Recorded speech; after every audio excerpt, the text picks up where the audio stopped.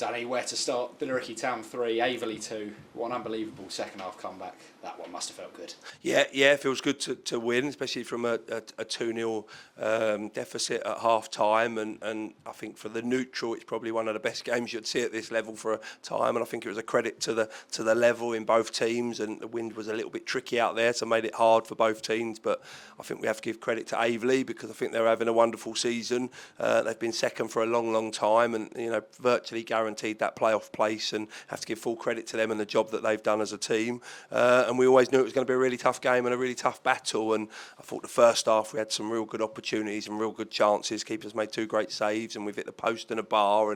But ultimately we've come in 2-0 down because we've not been able to defend well enough, and maybe not tracked a runner and given a penalty away that maybe we didn't need to. So found ourselves in a really tricky position, and it had been quite easy to fold at that point. But I think second half you see what we're about and the character within the group.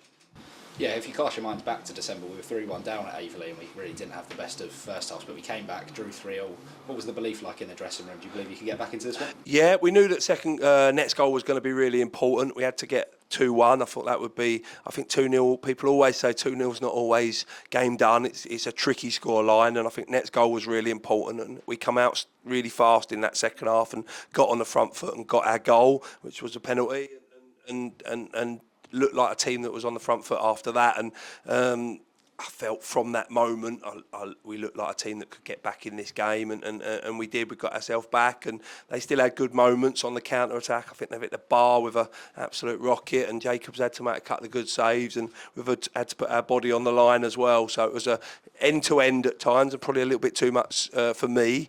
But I think as I said, I think we showed some real good character to come back from 2-0 down against what I would class as a really good side for the level. Yeah, I think it was fair to say it was absolute bedlam in that home end at the end.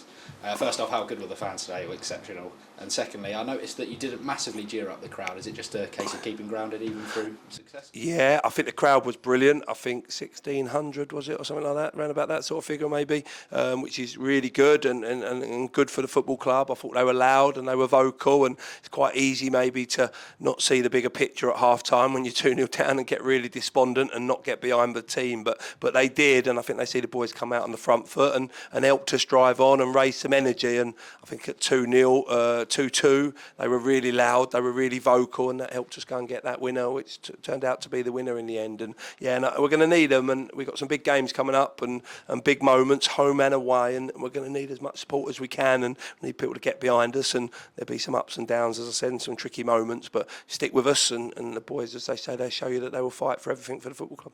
Again, it was last-ditch defending as well at the death there for Billericay. Are we making a habit of sort of seeing out these big games now? If you cast your mind back to Brentwood, Folkestone, where we've got over the line against some really good teams. Yeah, I think we're a different group now in terms of that. And that's no disrespect to the boys that aren't here anymore, and I just think that the group's improved in terms of what they needed to do, and we look like we want to defend. We look like we're much better against the ball, which is really important for me.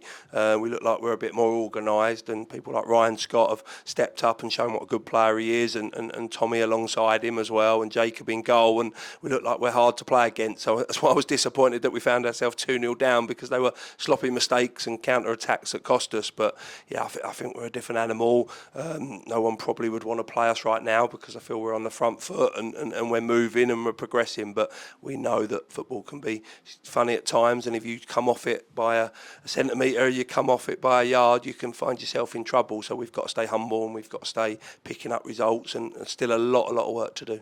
Yeah, and then on to Saturday against Dulwich Hamlet, expecting another big crowd. What goes into that one, continuing this run? Yeah, great place to go and play football again. I think there'll be a good atmosphere and a good crowd. They're a team that probably just outside that sort of mix for the playoff maybe, but still makes them a dangerous animal because they can play free and play on the front foot, which makes them a good side. And we're going to have to go and defend really well and make sure we're nice and tight, and we keep things nice and tight. And we've shown that we've got threats going forward, and our goals are coming from all over the park at the moment and from different people. And I think if we keep things tight at the back, then we can win games of football because we look like we can score. Perfect, Danny. Congratulations for that. Thank you.